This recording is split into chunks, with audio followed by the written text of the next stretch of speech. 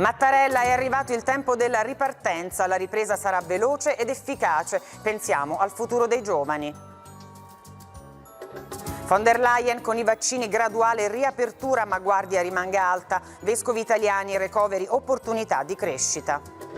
Tragedia della funivia, nel video la chiave dell'incidente, il giallo dei freni, tra le ipotesi l'errore umano, migliora il bambino superstite. Licenziamenti, Patuanelli, bene Orlando, no contrapposizioni tra lavoratori e imprese, Salvini no proroga a vita, però serve tutela lavoratori. Al vertice europeo incontro Draghi-Macron, stretta collaborazione su gestione migranti e loro ricollocazione europea. 'Ndrangheta, arrestato in Brasile il boss della droga Rocco Morabito, latitante più pericoloso dopo Messina Denaro, era evaso 2 anni fa. Federico Fellini sul set, immagini inedite dietro le quinte del lavoro di un genio. Si intitola Fellinopolis, il documentario di Silvia Giulietti che rende omaggio al maestro della dolce vita, dal 10 giugno nelle sale.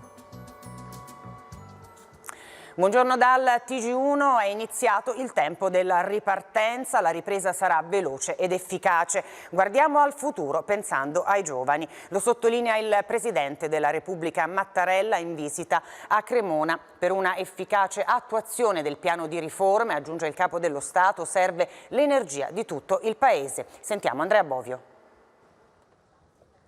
Il tempo della ripartenza è